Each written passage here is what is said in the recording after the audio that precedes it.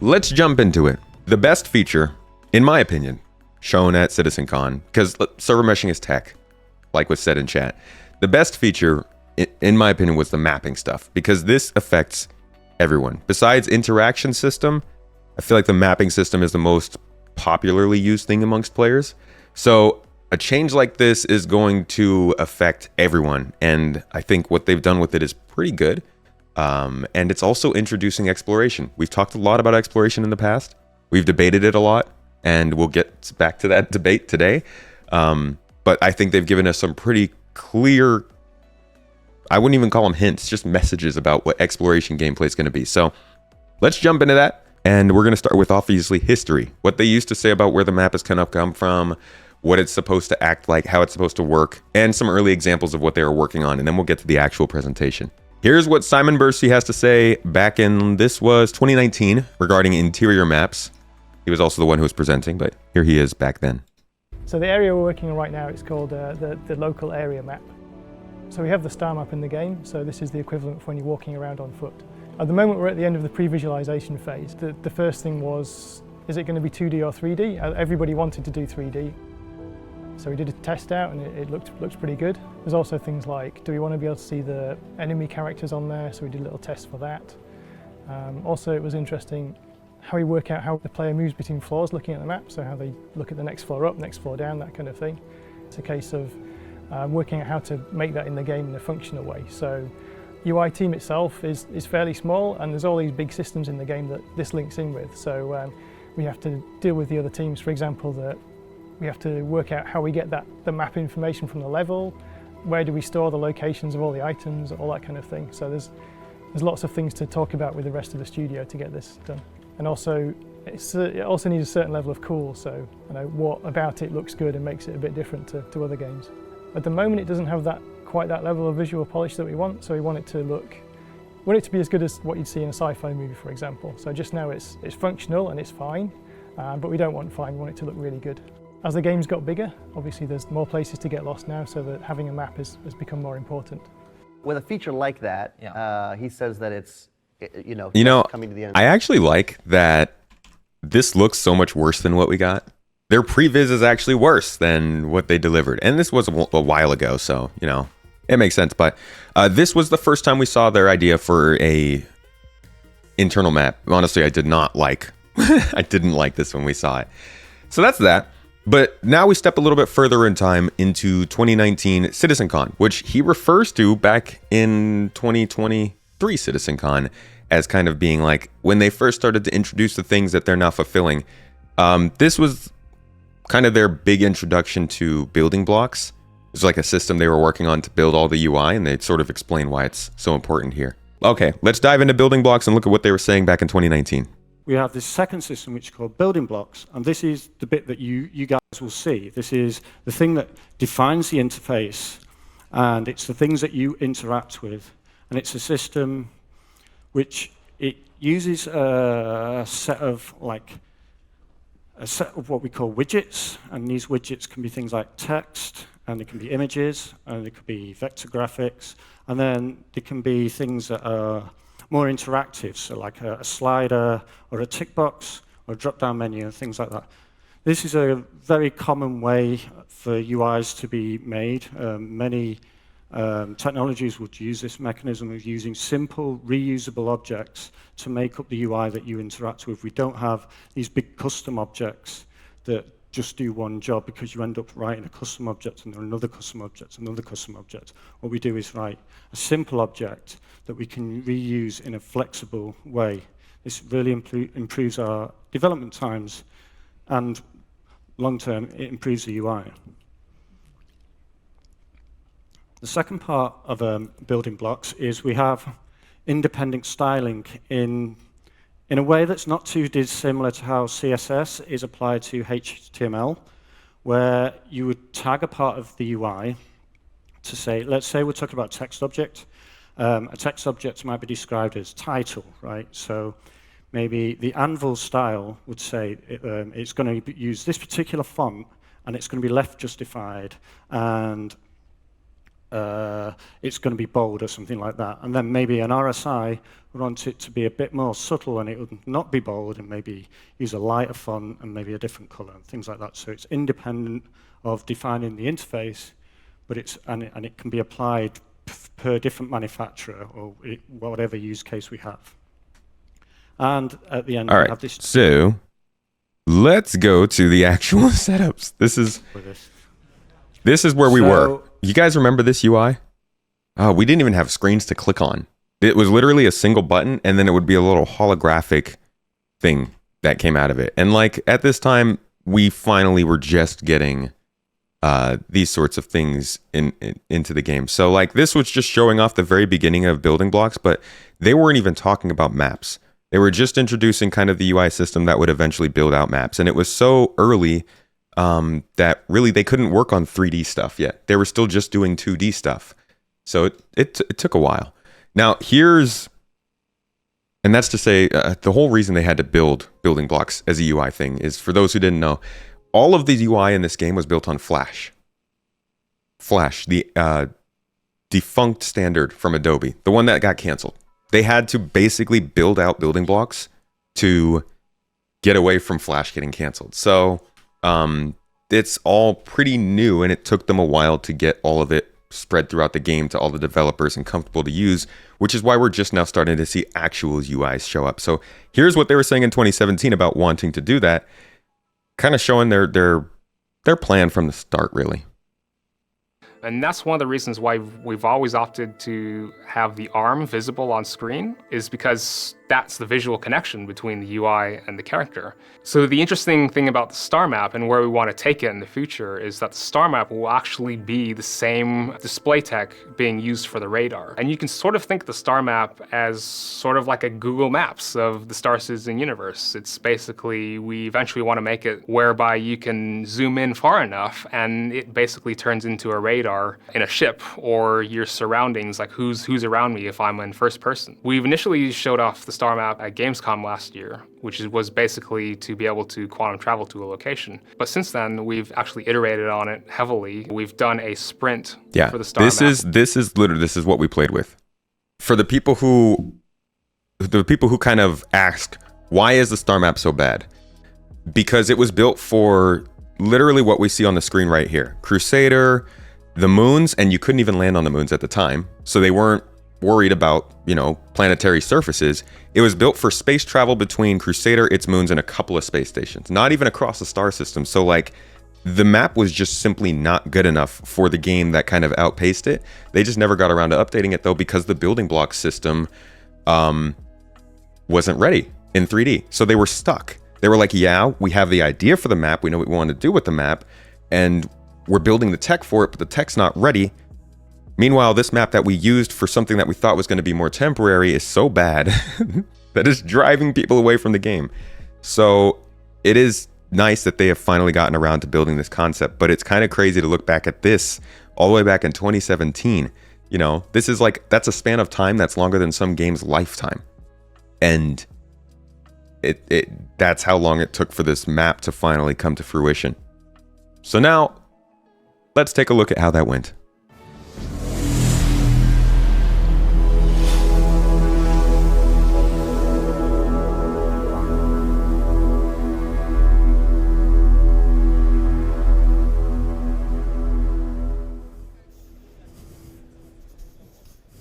How are you doing, Los Angeles?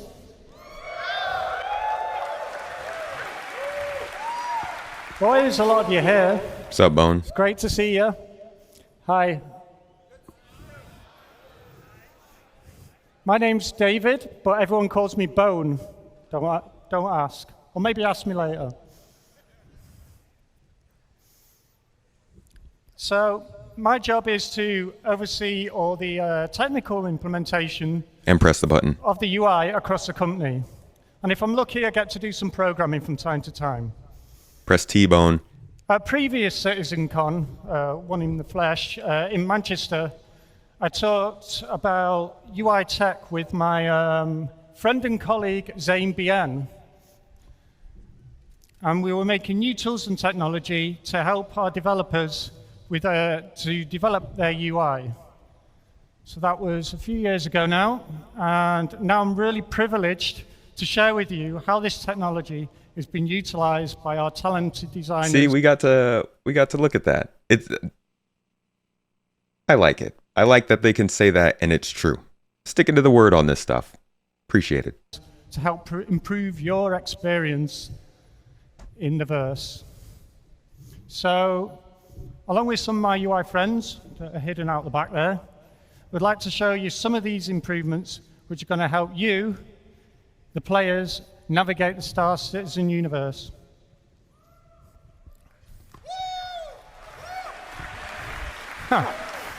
So, why are we doing this?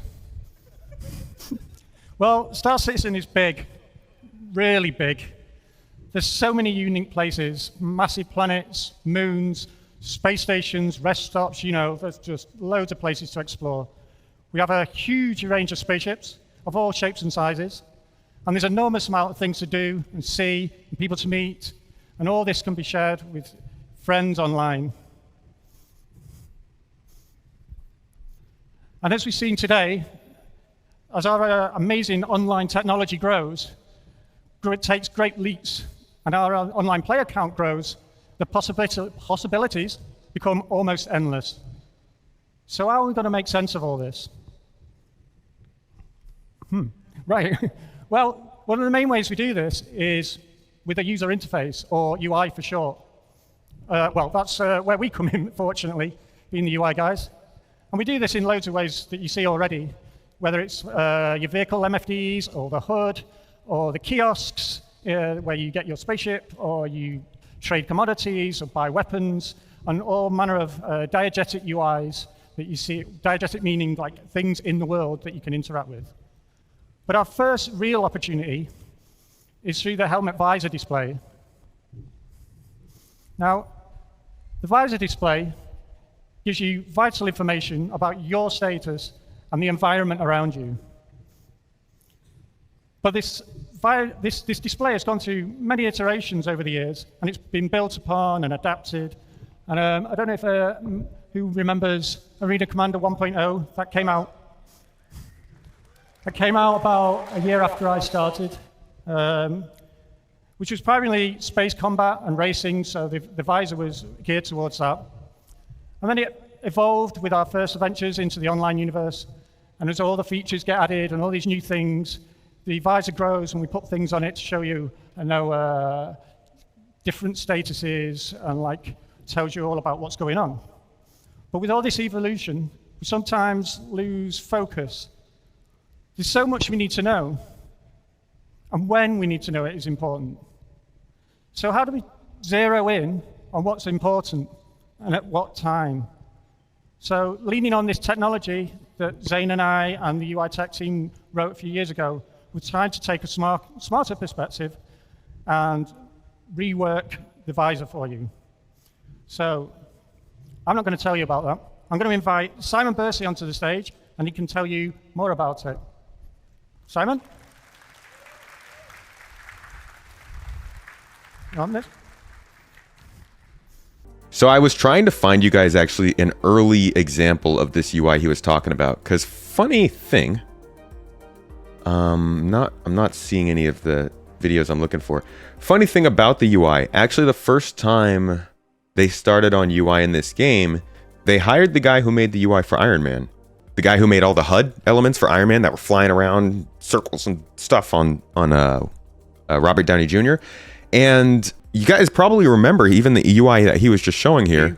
This one, the 1.0 one, had that stuff. Like when you were targeting an enemy, you could see all of the circles flying in and stuff, and it was super distracting. I think the one that we have now is so much cleaner, and even the ones we had in the later years were cleaner. It looks cool in a movie, but for the game, it was very distracting. But I can't seem to find that, so never mind. Okay, so Star Citizen, as you know, is a big project which has evolved over its lifetime.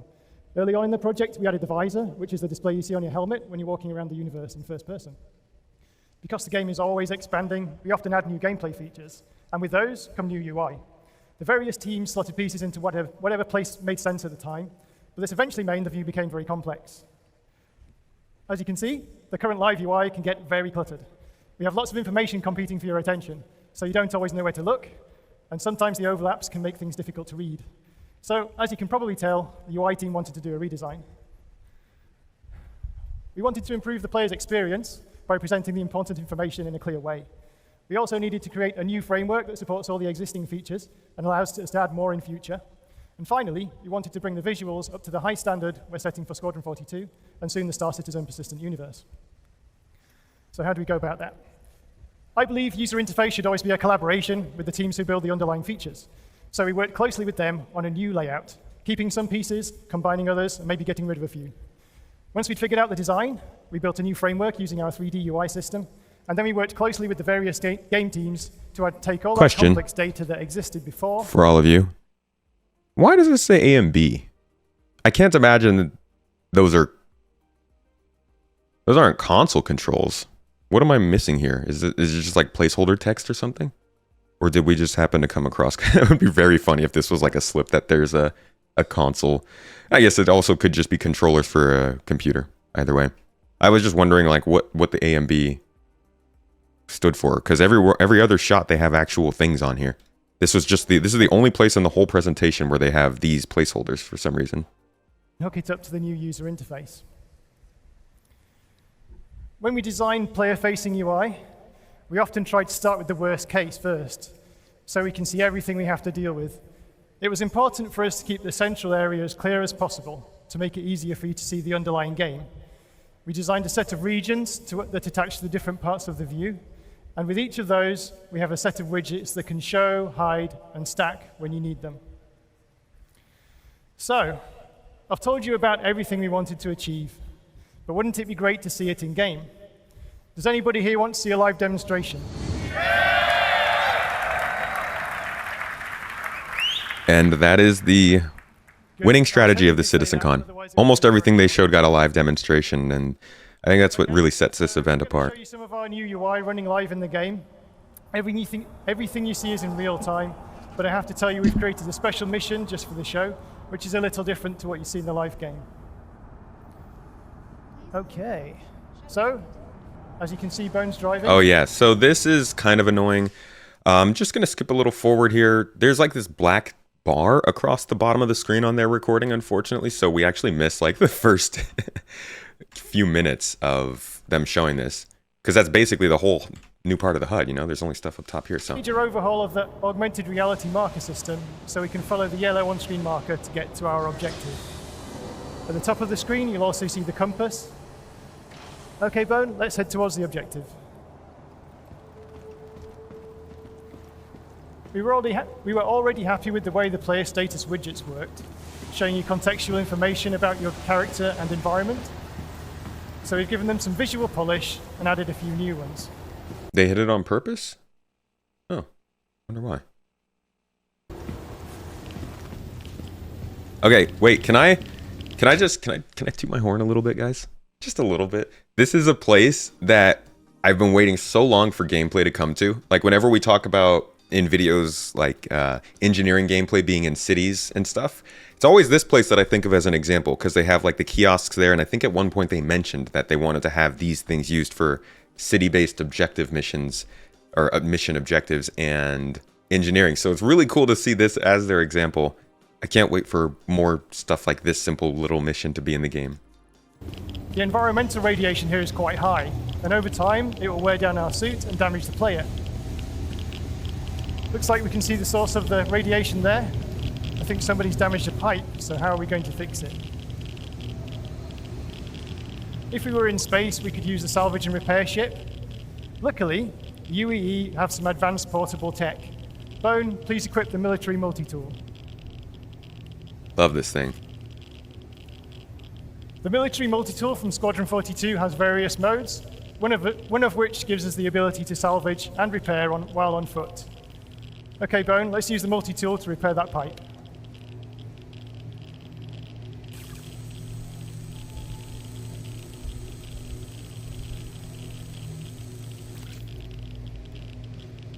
Okay. Right, we can see at the bottom left of the screen, the radiation levels are decreasing. So let's head into the scene.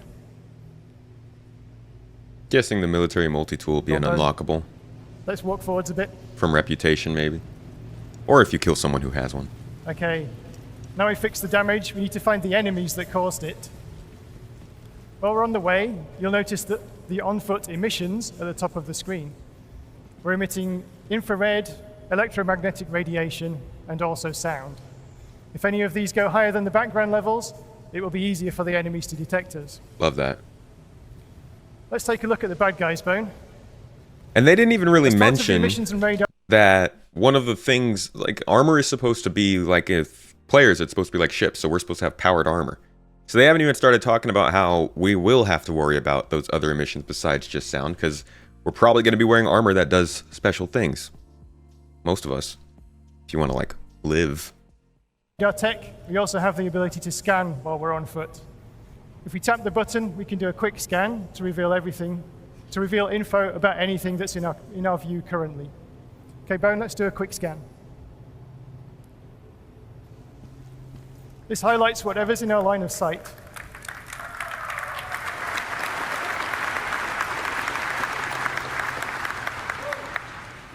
There's also some risk and reward to the scanning system.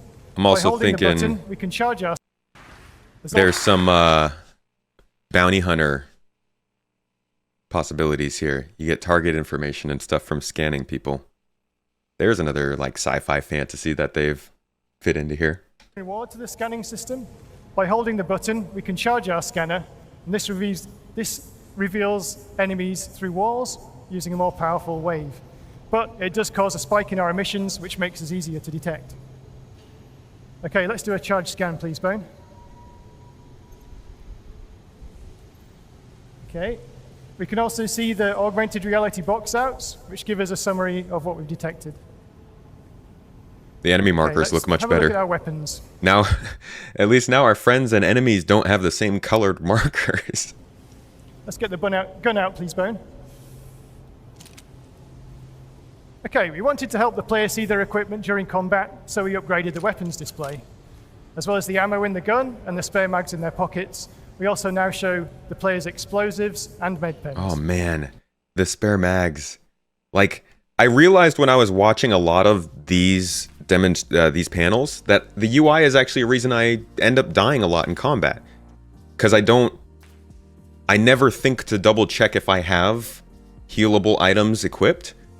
So, like, you guys have seen me do it, where I know I have healable items in my backpack, but I forget I don't have them equipped. So I forget I even have them and I die. And I feel like these kinds of things are going to be so much better at reminding you, you know, hey, you're not carrying any more ammo. Look, there are no clips underneath that. Maybe you should get some for your backpack. Oh, wait, you can reload from your backpack. Like, this is so much of the kind of little things that I guess makes the game easier that I didn't really think too much about. Well, okay, I thought about UI, but you know what I mean. Okay, it might be a skill issue too. Let's not get ahead of ourselves. Okay, let's fight the bad guys.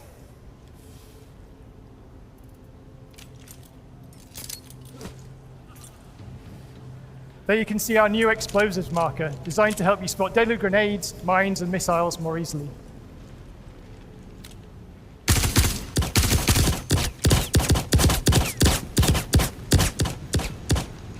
Great aim. I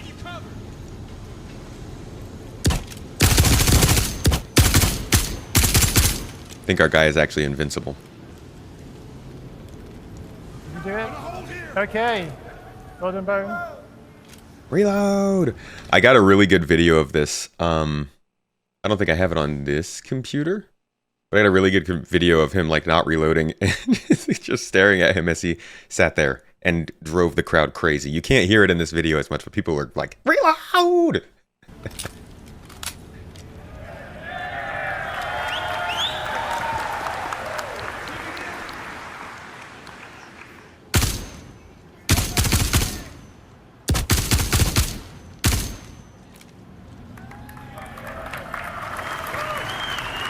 His health dropped to 0. Success. Okay. There's no more hostiles nearby, so let's take a moment to talk about the MobiGlass. The MobiGlass is the Star Citizen equivalent of your smartphone. It has various apps that hook into the gameplay systems. Like all the UI we're showing you today, we wanted to redesign it with the player's usability in mind. to make it look good and also lay the groundwork for future expansion. Let's bring up the MobiGlass, please, Bone. Why did he ping, but we don't see the map equipped? I don't know. Maybe you have to download it first if you're in a city.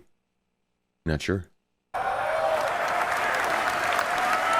So I was really excited to see this, but it is a bummer that this is still the UEE MobiGlass.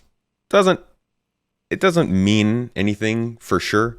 Doesn't mean it will take a certain amount of time to come to the game, but the fact that they specify it's the UEE MobiGlass, you know, obviously means that the Star Citizen focused one maybe not ready for display. So this could be a little bit further out, which is kind of a bummer, but this is still really cool to see. I'm glad that they've got a lot more details and useful information on here.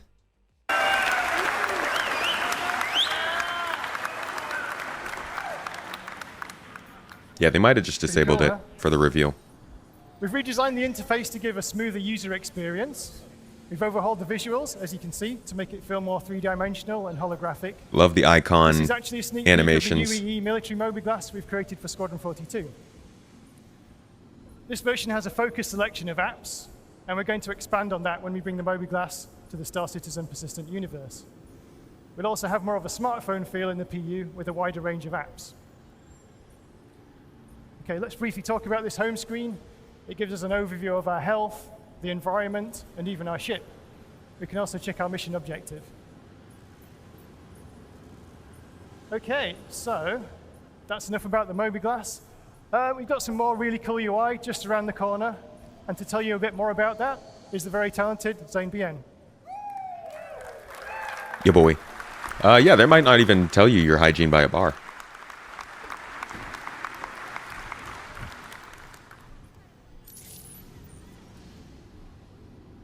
Throughout human history, as we have ventured towards the allure of the unknown, we have used cartography as a key component to help shape our understanding and make sense of the world around us. Without these systems in place to catalog our experiences and to chart our journeys, we are forever lost amidst our own environment, and we are just running around aimlessly. This is why it is super important that you, as citizens of our ever-growing, ever-evolving, persistent universe, are equipped with the tools necessary to make your ventures meaningful. So, with that said, I want to show you something that I think is extremely cool. So, Bone, our next objective is to go to the map kiosk and download a terminal. I lost it. I lost it at this. Internally, at least. This is really exciting. Let's go ahead and activate it. What you see on screen, zoom out a bit, what you see on screen is a fully live 3D representation of the environment that we are in. So, yeah. I mean, we'll get to this. I'm getting a little bit ahead of it, but like this is so exciting because it confirms that maps are data and that they're discoverable. Like, we've always kind of had these little debates in the community about like, oh, should there be a mini map? Well, no, this is some of the hardcore people want it to be more like you have to find your way around, and then they've had like navigation in the city, so we're like, well, then maybe they'll just use the signs, and then obviously, you know, a lot of more casual players want a mini map. So it was always kind of like, how are they going to do it where you can have mini maps, but they're not just holding your hand? And the idea that you might have to download maps, or you might have to wear a helmet or a special visor to see the mini-map while you're walking around is so cool. And then obviously the details they get into here, I won't spoil it for those who haven't seen it yet. You can see callouts of the various default points of interest. You can pan the map around, you can rotate it, and you can even cycle the floors that you're on to isolate the visuals of the floor that you're on. So our current objective, it's much more interesting if we can actually take this on the go. So let's download it to our data bank. We don't really know exactly what that means. As you'll notice, we don't know like the complications that come with that, but you know, the downloading of the map is there, and That's pretty key. We now have the representation of the environment in the upper left corner of our visor.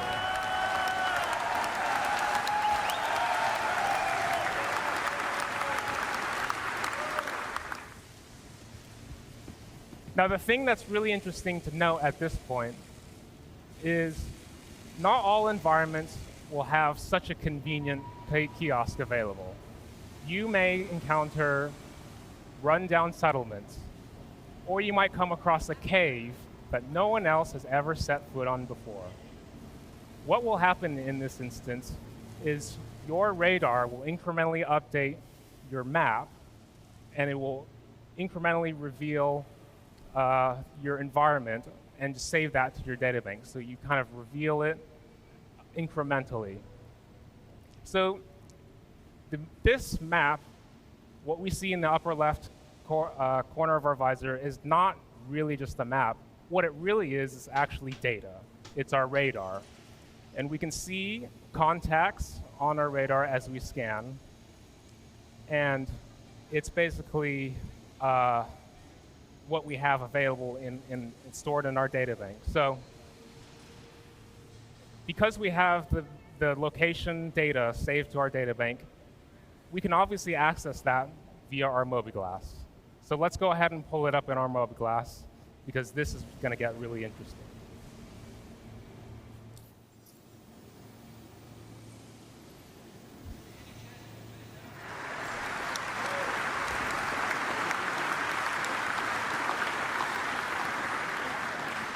So boom, I would like you to cycle between the different floors for us, please.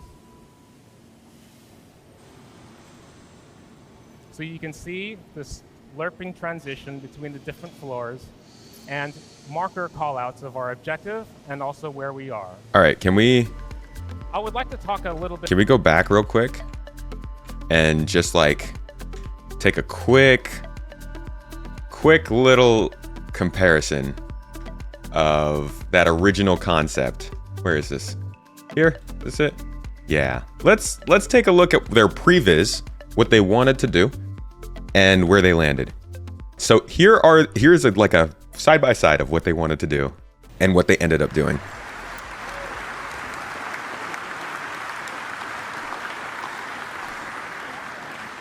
So boom, I would like you to cycle between the different floors for us, please. So you can see this lerping transition between the different floors and marker callouts of our objective and also where we are. I would like to talk a little bit about the tech behind this. What you're seeing is not a pre-baked asset. And I want to reiterate that because all of our environments can be very dynamic and they can change. They can take damage. Perhaps economic shifts might cause changes in the environment. And we can't export totally custom assets. So what we've done is we collaborated with our graphics team to enable us to render the environment in this way. And what it is we're actually whitelisting objects that we render and excluding everything that we don't need to render. So in our level markup, we basically have the designers and artists mark up only the bits that are necessary for the map. This lets us have a very compelling visual, but without much of the cost. So I think what we can do at this point... Yo, is the door control a wall hack? Like, what if you were in a combat situation, it's PvP, and you just look at the map and you can see that they open the door around the corner? Is that how, like, is that gonna happen? I'm scared. What I want to show you is something very interesting. So, show us. We might look around on this map and note down certain areas that might look interesting that we might want to revisit later. We can see some doors on this map, and these doors are entities that are called out on the map, and they may change state. So there can be some doors which have a locked state, which they will display red. And doors that are open will be green. And there are other entity callouts that can happen in our map. So let's go ahead and find a location to put down a pin, please, Bone. Throw out an EMP so people can't see you on the map. Maybe that one. Maybe that door looks interesting. Press T. Press T-bone. So what we can do is set a marker, and we can customize the details of that marker. Now, God. what you'll notice as well is as we set markers, there's metadata that is encoded into each of these markers on top of the customized name that we can specify. That's it. So That's it right there. we can Huh? That's it. That's exploration gameplay. Yeah? Like, we have talked about this so much on this stream. Oh my God, we have debated this. We've talked. We had it was like 2 weeks ago. We had a long discussion about what is exploration gameplay. Not gonna lie.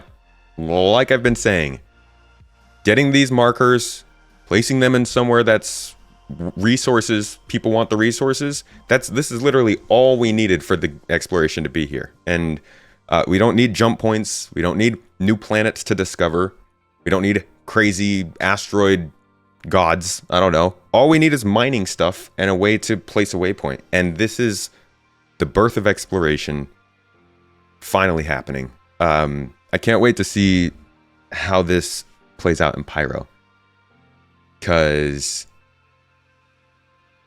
I think Pyro is going to be a more interesting place to be placing waypoints and doing stuff, obviously, that people haven't found yet. But we'll see what happens with it. Anyways, tell us more.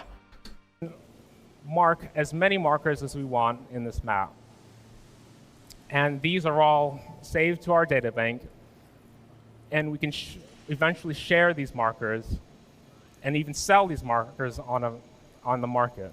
So the thing about this, we can't really talk about markers without mentioning data running.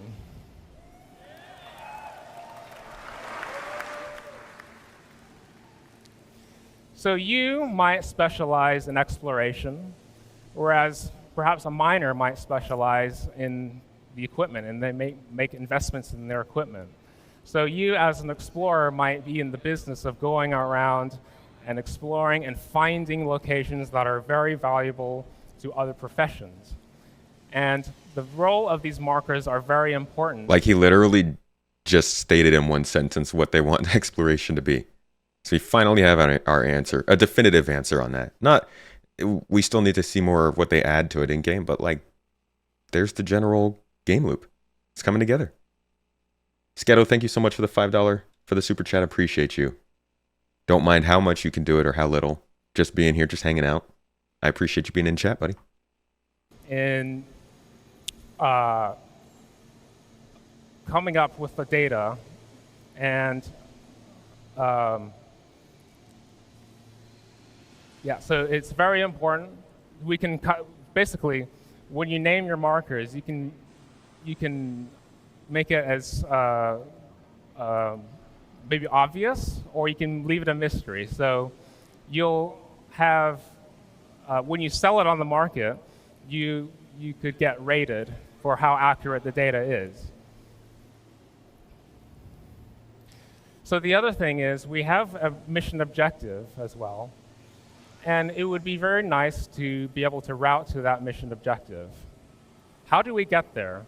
That is another purpose of the map, is basically navigating and letting us know the way towards that objective, towards a destination. So let's go ahead and plot a route to this objective. This is... Okay. This is a little controversial. Okay, it's not controversial. This is something that I think is, I guess, a point of conversation, because Star Citizen has always been kind of a push to, like, the whole navigate around city yourself sort of thing. I'm kind of about that, but also, you know, it's 2900s. I get it. route navigation shouldn't be a hard thing to do. What I like about this is that it's tied to the maps. So the way I see this is if you were to get a mission that took you to another planet, you might get route navigation to the city, but once you land in the city, it's not going to tell you how to get to your spot. So you would still have to go through the steps of finding the map or something, right? I don't think this is as handholdy as some people are making it out to be. But I will be interested in the little things that maybe make it more difficult to still find your way. Because I feel like a lot of Star Citizen players are the kind of people who, if there was a map marker on the screen or something, they'd turn it off. Which in the Squadron 42 demo, we did see that as an option.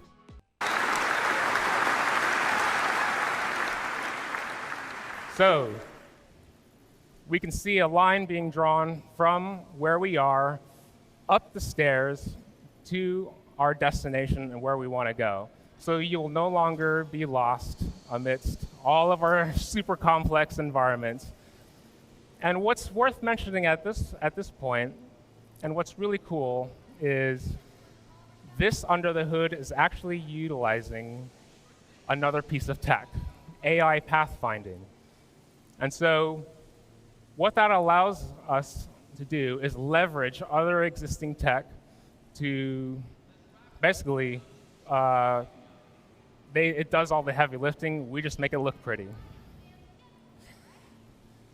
So because of that... That is a very cool use. I don't know if other games do that, but using the AI pathfinding as a way to just map out a path to get somewhere is like a pretty nice double use of that tech. There are certain cases where the path might be blocked. It might have a locked door, or there might be a fire that is in our way. The AI pathfinding will account for that. It will go through doors, it will handle elevators, and it will handle fires, locked doors, and it will just handle everything. So that is an example of sort of a piece of... Is that how all games work?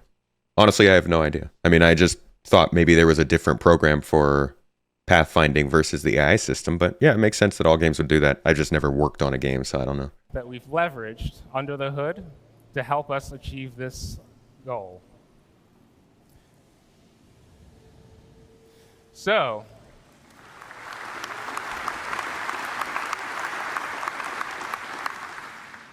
one last thing we can do at the moment is we want to ensure that there are no more hostiles in our way as we make our way to our objective.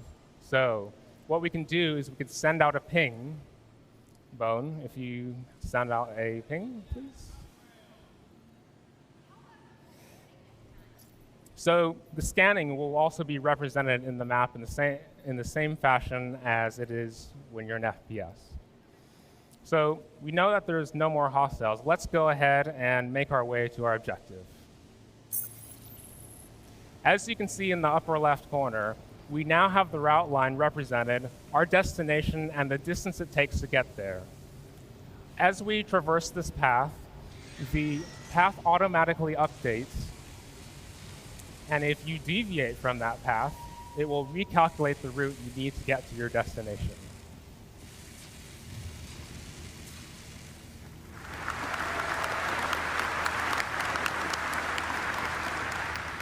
Can I also say the decreased use of blue for everything is nice with the UI during these panels? Still a lot of blue, but there's a couple other colors in there now. So we'll make our way up to the Carrack here, to the right.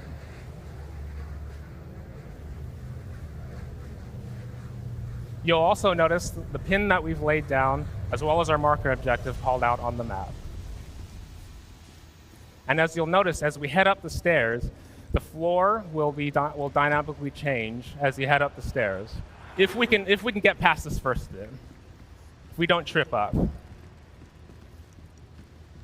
So as we make our way into the Carrack, it's not just environments or caves or cities. We can represent the ship on our interior map. And it's totally seamless as you transition between the two. This is pretty nice. This is very cool. And get a wider view of our ship.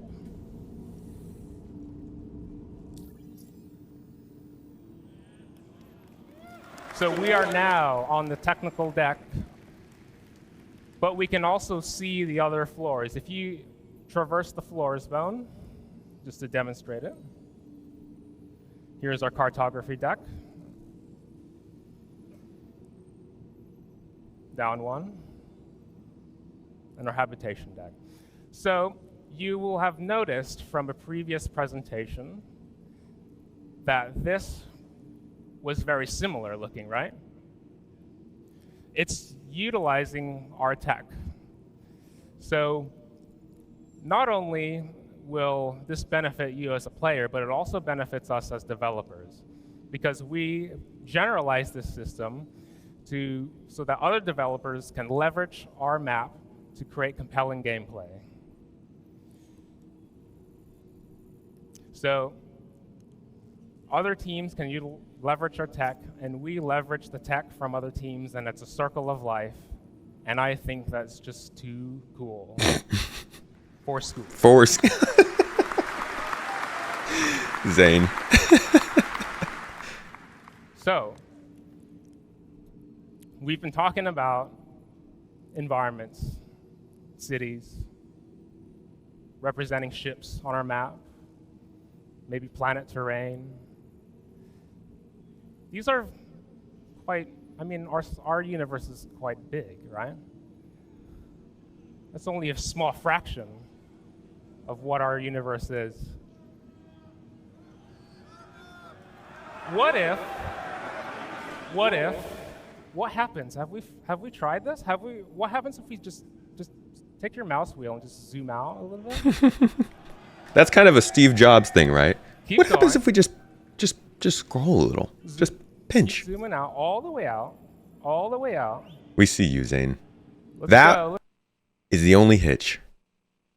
And I'm wondering if they're going to get rid of that, or if that's just kind of how it has to be, transitioning from that sort of what scale is this? This is doesn't say the scale. Go from like a 30, maybe 50 meter scale up to like a 1 kilometer scale here. That's the only little like hitch in the transition in the map. So I wonder if they'll get rid of that, or if that just has to be there. But pretty cool. Now, all the way out, all the way out. Let's go, let's go. So, it's not just the interior map, it's not just the radar, it is the map. It is one single unified system just across different scales. And I want, at this point... Yeah, it's pretty great. Love the marker data bank up here. I wish we'd gotten more into that. More into like just discussion about markers and what the gameplay would be surrounding those, but maybe that's more of a next year topic. It feels like they just want to get these things in and then they can build on them, which is always their way of doing things. But what do you guys think of the map, of the design? This sort of like plate with a grid on it. I like that we now have a sense of scale of how far things are away. I was making a video. I was making the new player's guide I just released yesterday, and I was referencing the distance we needed to jump from one planet to the other, and I was so far off on the scale because I don't look at the numbers enough. So I like that we have a way of actually seeing what distances are. I'm sure there's a reason for going with the circle shape instead of like a square. Maybe it's design, maybe it's functionality. If you go back to CitizenCon 29, oh man, I just refreshed. Probably not good that I have refresh right next to control. If you go back to CitizenCon 2952, and then this panel, they actually talk about it here. Yeah, right here. So this is how this map came to be, at least the internal map. Layouts, levels, ships. So we don't have to build this custom, but it's a way of applying certain shaders and marking up certain objects to be displayed, like the floor gets displayed, but the walls don't. So we can just take the existing geometry you already have streamed in that you're walking around already, and then use it to be rendered for our minimap. So this is essentially in the engine using the Idris ship itself and the various parts of its interior to create the minimap without any special. This doesn't have any specific custom like UI art for it, other than some of the like level things that say, I'm glad it ended up looking like this. I think they got pretty close. Again, that's just another example of the internal map they were working towards. But if you want to go back and watch that video, they explain the whole wireframe thing.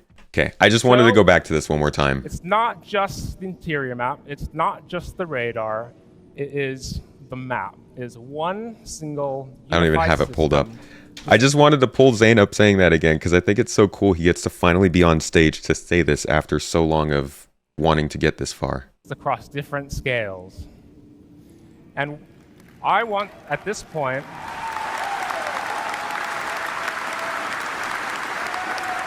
we are above Crusader, and at this point I want to invite Emily Hansen onto the stage to talk about the map as seen at this scale.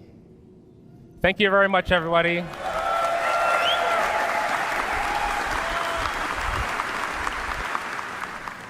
Hello, CitizenCon! Are you ready for this? She does such a great job with this. I think the star map's still pretty far You out. want to click on the marker? Like at least a few patches. As you all suspected, this is the star map.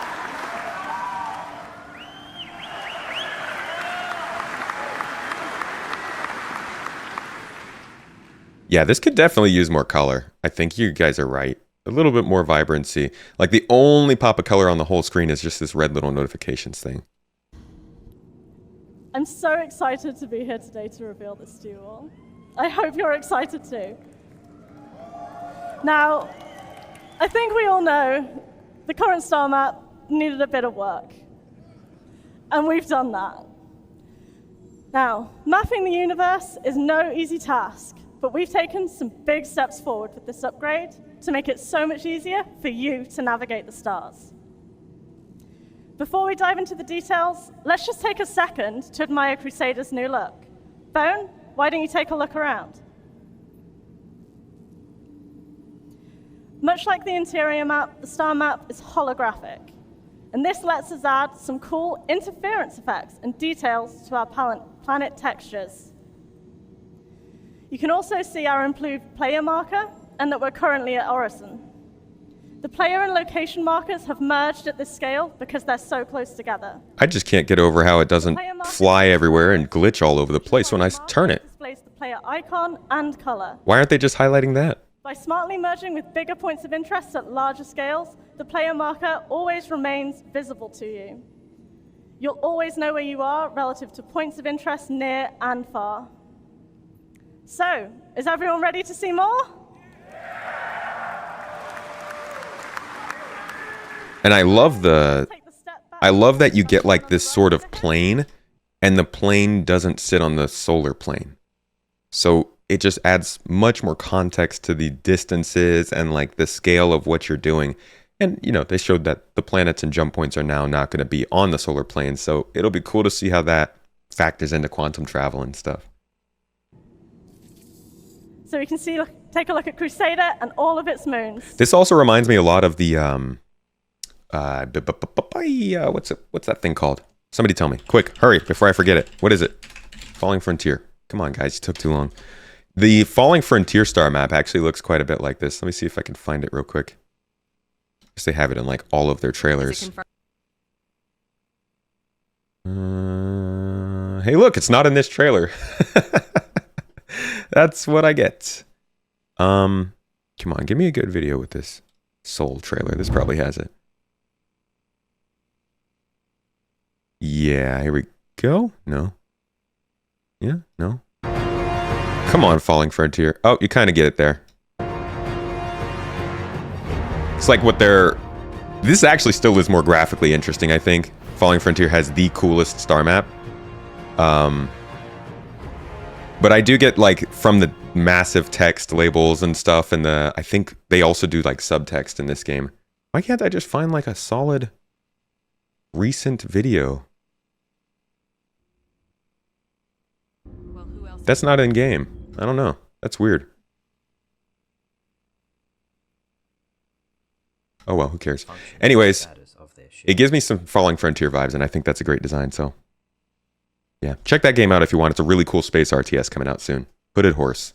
They do good stuff.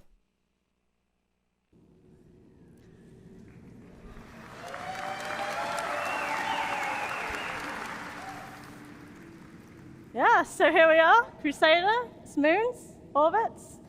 You can also see that labels have received a major visual update. They're now fully 3D, and this gives them a really cool perspective. Most labels are aligned to the galactic plane, and they rotate with the map. Bone, give the map a spin.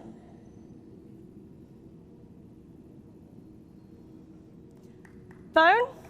I actually remember, I see you talking about the visual noise on the map. I remember the monthly report when they talked about adding space dust.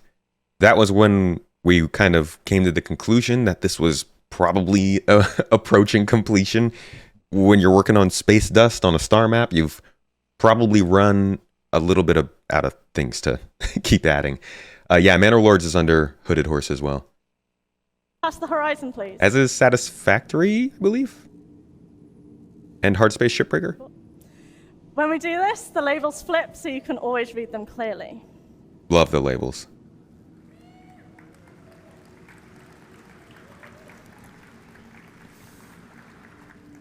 Labels for city markers and outposts work a little bit differently. Bone, let's double click on Selin now to focus on it. This is freaking great. Oh my god. You guys... we all know how bad it is. I would always thought to myself, like, man, they're gonna have to find a better way to label things across the planet. Thank you, guys. Want to show this in action?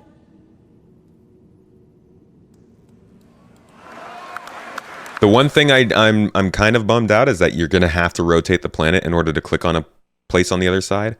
But it probably would have been too cluttered if they tried to like put them like up here with a line going to their actual location. That probably would have been too much. So I think the whole moving it around and icons dynamically appear and reappear or disappear definitely clean it up a little bit more. So that's nice. And yeah, filtering is definitely going to be a thing we need. I'm sure they'll get to that. I actually was talking, when I talked more about a line leading to a destination, I guess I was talking more about the quantum drive view. When you're looking at a planet from your ship, instead of them showing like the dotted and solid line destinations, I always imagined they'd put the ones on the other side of the planet like out here to the side. So I don't know how I'd want it on a map, but this is cool. I like the way they did this. Markers on the far side of the planet fade out, so they don't take focus from the locations you currently care more about on the near side of the planet. Bone, can you double click on one of the points of interest?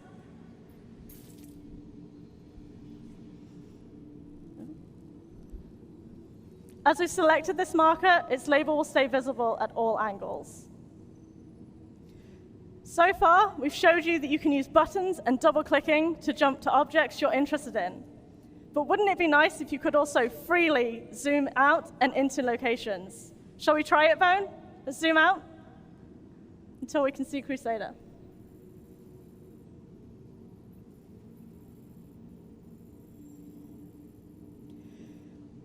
The labeling's great. We wanted to ensure you have freedom to move around, but this flexibility requires us to be really careful about how and when markers appear.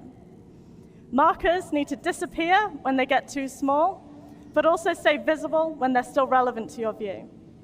This isn't simple because objects in a solar system are vastly different sizes. Think about the size of a star versus a planet versus you, the player. You're kind of small compared to a star, right? Our solution is a technique we call cosmetic scaling. This allows us to draw a marker at its real size when we are close to it and artificially increase its size as we zoom out until we reach the point where it collapses into larger points of interest in the hierarchy. You can see this in action here. There's no way Crusader and its moons are this size at this scale in reality. They've been scaled up massively so you can see them. Bone, let's zoom out a bit more so we can see the moons disappear.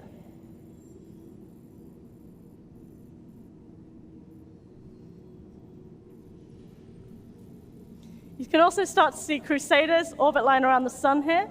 But before we go back to before we move on to that, let's zoom back in so we can see everything come back as we get closer.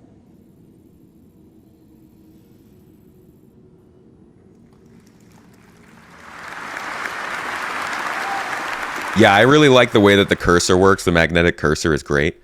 But as you go from different scales, and I think it's more obvious when you're zoomed at about the planetary scale, you're a little smaller than this, it gets very noisy. And I agree with you guys. I think having options to maybe change the scale of the grids, maybe you only want like 50-kilometer grids instead of 2-kilometer grids. Maybe you only want 100-kilometer grids. Maybe you want to change the opacity of the grid. That kind of stuff I think would be very useful for a map like this, because by default there is a lot of noise. I hear what you guys are saying. And also the color would be nice. But I think some people also think this is perfect and want this. So I don't think they should change it from this to per se, but definitely the options to customize it a little bit would be nice. As well as zoom, you can also pan around the map unrestricted. Bone, feel free to have a quick look around. I don't think the sticky cursor seems very sticky. It actually looks like he almost has a little bit of trouble getting it to stick, so I don't think that's going to be a problem at all. Look at that. You literally have to get the cursor like onto the moon for it to stick. Never lose track of what you're trying to view when you zoom in. No more zooming in on empty space. Oh, this doesn't upset my eyes. I tried to specify there, guys. I like this. I'm speaking for everyone here. Some people would like this to be customized. Bone, let's use this technique to take a closer look at Yayla. The grids can definitely help you navigate. Not saying they're bad. I'm just saying choice would be nice. The magnetic cursor does not require us to click on markers. Keep zooming in. Bone, can you keep zooming in? Thank you. You can see that the surface markers appear without us needing to select Yayla itself. Imagine how much easier finding that outpost will be now.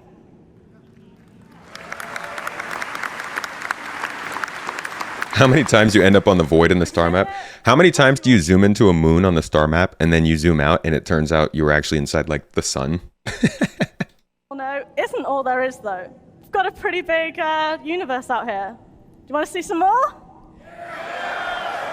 Let's have a look at a location further afield. It is interesting they didn't do any set route to location across the map, so we could see how it would set that up from one local area to another. Like they should have set a navigate to New Babbage Central Store so we could see what it was like to land and go, We're getting lost. Pretty sure we can all disagree this might not be the best strategy. So what can we do? Bone, let's try clicking on the middle button over here. This returns us to our previously selected marker. Features I really could have used 5 years ago. As I mentioned, we did not select Yayla, so we've gone back to Selin. So now we know where we are.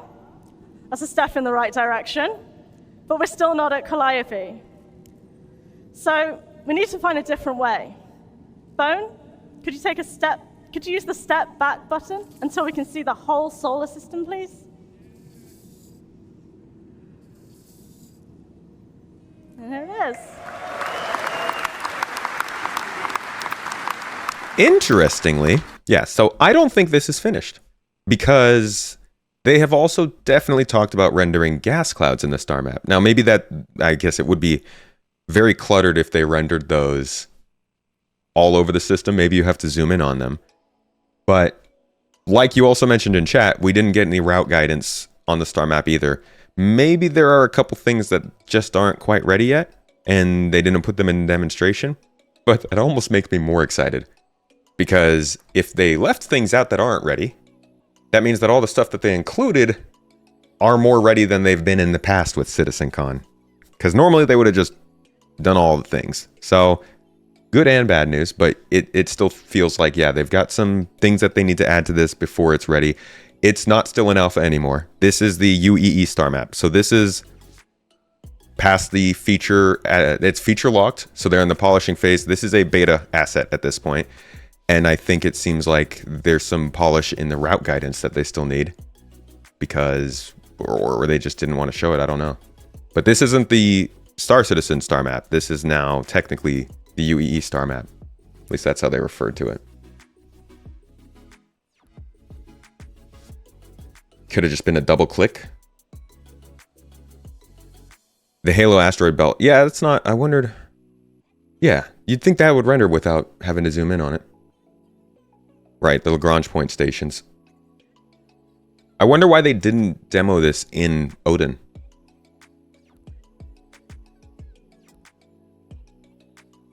If we ever get the Air and Halo belt gates, they will probably need to be on the star map, right? Yeah, I think so. We're like jumping there. Isn't this how the navigation was supposed to be for Squadron 42? So your guess is that this wasn't set up completely for Stanton. Right. It is the Squadron map, and maybe it's just not made to like connect to all the locations in Star Citizen. Normally they would have had some scripted video and would talk over it. Or slides. Love those concept images. Yeah, there are a few things they didn't show here, so I'm sure they'll add more at some point, or give us an update, hopefully from like a sprint report in the next few months. I think Calliope is one of Microtech's moons. So if we double click on that bone, we should be able to see it. And there it is. Bone, let's pan to it and then zoom in so we can see that magnetic cursor in action again.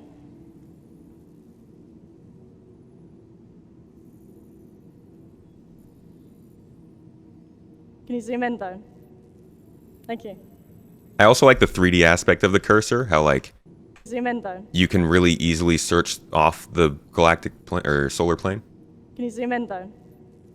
Thank you. Imagine if they give us what, 100, no, let's say 50,000 kilometers of vertical distance off the galactic plane. It'd be cool. That would offer us a lot more space for like little points of interest and stuff. Not that they need any more space. Space be big, man.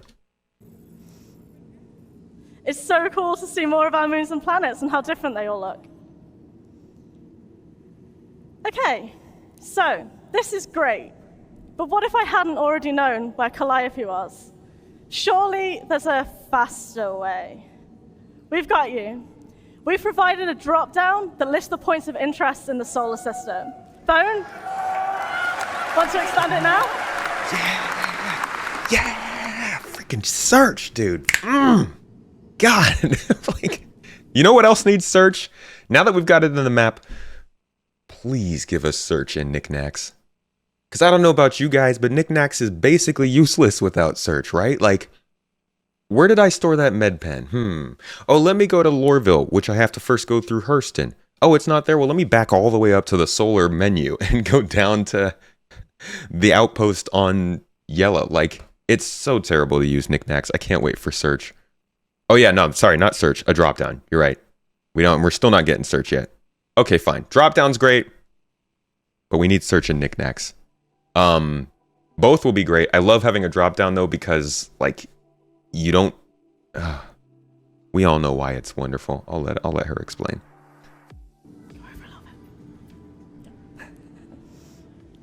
We're actively working on ways to improve the way this list is presented to you, to make it even easier to find what you're looking for. And yes, this will include search functionality. Will include search. Not yet. But for now, Bone, let's use this to go to Ariel.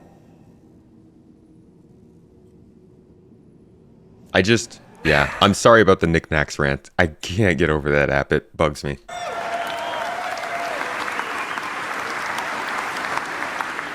I absolutely love zooming around on this map. Bone, want to find Area 18 for me? Ooh, I love that.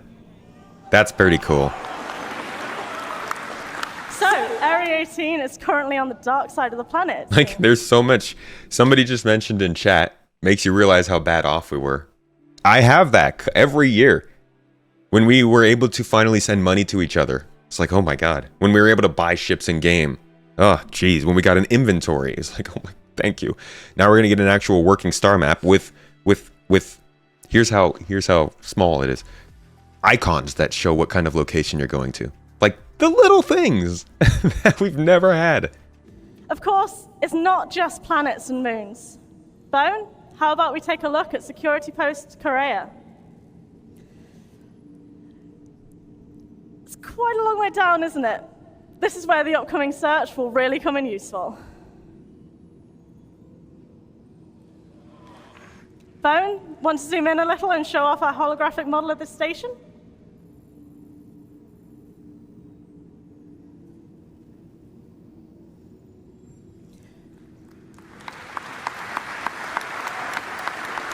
Bone, can you also drop down again, please?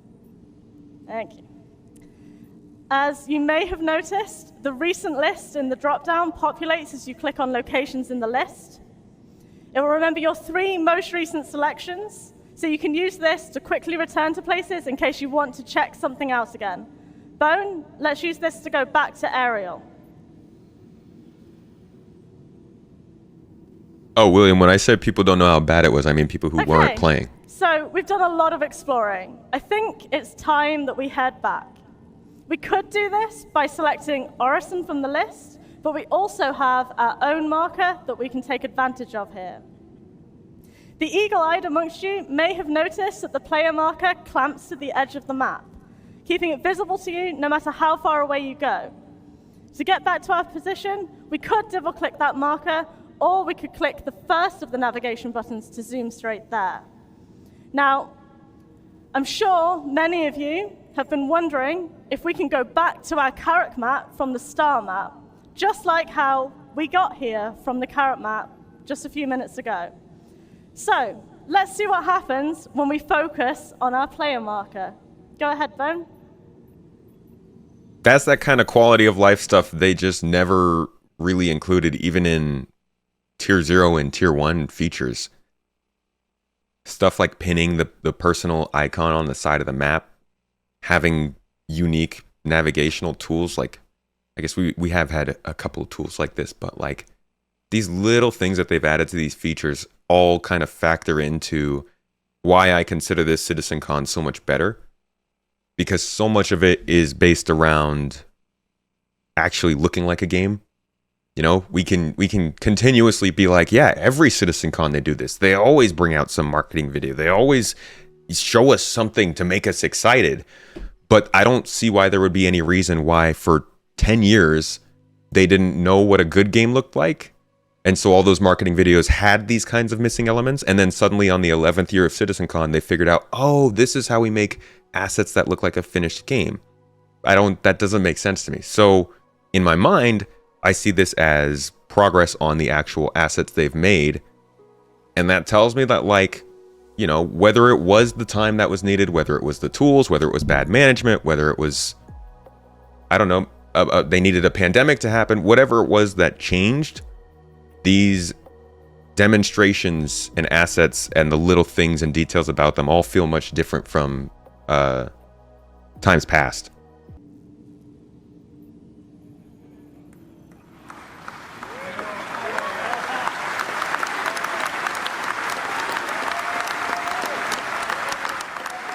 Very nice to just go right back to where navigating's going to be so much easier.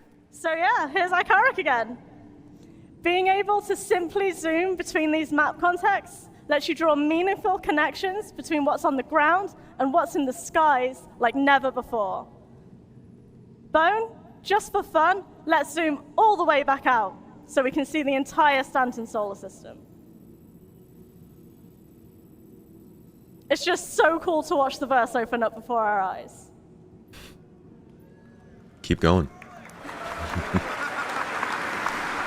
Come on, then.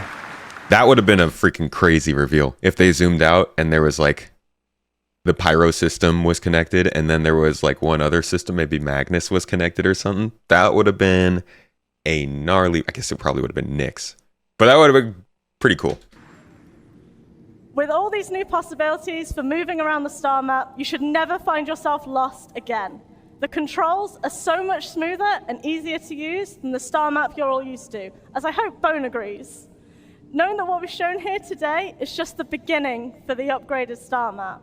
You saw pinning in the local map, and we'll add this to the star map before you get it. Just imagine Yeah. being able See, to so mark something interesting they've still got some things to work out here. Kind of funny then. It's like that technically isn't feature complete, right? to the star map before you get it.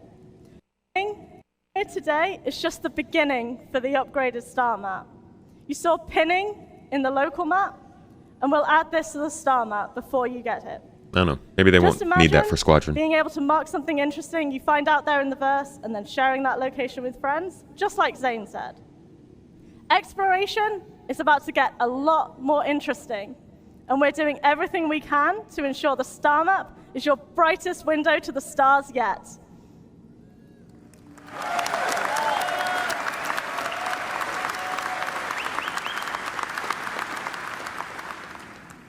And now, let's welcome our intrepid demo driver, Bone, back to the stage. Yeah, so is that like the map is considered the feature and adding pinning would be a polishing move then? Thanks a lot.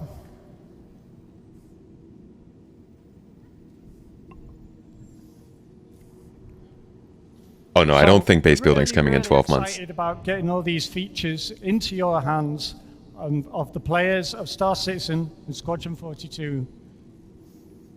We know they're going to make a huge difference to the way you make your way around the universe. So let's just quickly review what we've seen. We've rebuilt the Visor display to give you a better understanding of the environment around you. With the new minimap, with the integrated radar and ping, and it will help you find your way around.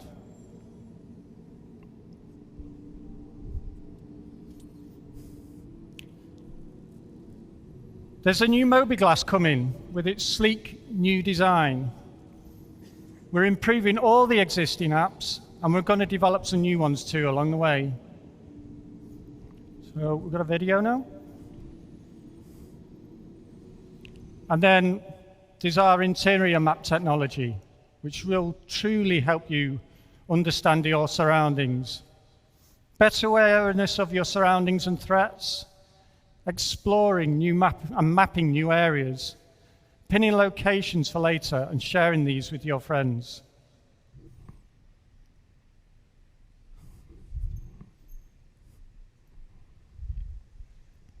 Oh, sorry, I totally tuned out there. Just like sitting there enjoying what we were seeing. So this is the one part where they show a planetary surface, and I think it's curious that they didn't give us any looks at planetary surfaces throughout the demo. Thinking this is a part that might be unfinished, might not be as prepared. Help you understand your surroundings. But this I think would be part of your surroundings and threats. Okay, sorry, Bone. I think this would be part of exploration. You know, part of cartography would be coming to planets and like being able to map out this valley so that people knew there was empty space there, and maybe you could. You know what? I bet you if there's like a land claim terminal in the central places in the universe, Stanton and Terra and stuff, if there was a land claim terminal, that would be an amazing place for exploration gameplay. Because you could basically say that land claim terminal is a store. People can buy land claims for certain locations, and people can sell mapping data so that people can see where those land claims would be. Because like if we have 200 planets, yeah, at some point we'll be able to map out all those planets, but it would take a while, right? Like all the specific little valleys and locations and stuff. Yeah, map out where resources are. I feel like a land claim area would be like a solid non-player location to turn in data. So that was the map. I love what we've seen. What do you guys think? Really what are your What's your take, guys? Does this feel like a map that you would accept as like a final version? Obviously, optimizations, a couple missing features, things that they still need to add to polish it out. But as a map, you guys consider this a final version? Because like one of the complaints about Star Citizen is all the iteration. You know, oh yeah, you're working on a new version. You're working on a new version, but like how many times are you going to do that? How long is it going to take? Does this feel like a final version for you guys that we're actually seeing, and they're not going to have to like reintroduce something again in 2 or 3 years? It is amazing, but when? They didn't say when on some of these more important things. I think this will be sometime late next year. at the earliest.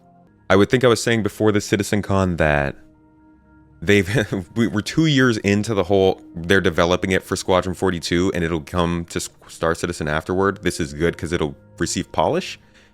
And I'm not going to lie, after 2 years of hearing that and not really seeing any truly polished features, I was starting to be like, you really need to show up with this, guys. Like I was getting to the point where I was starting to think maybe they're not being able to polish them.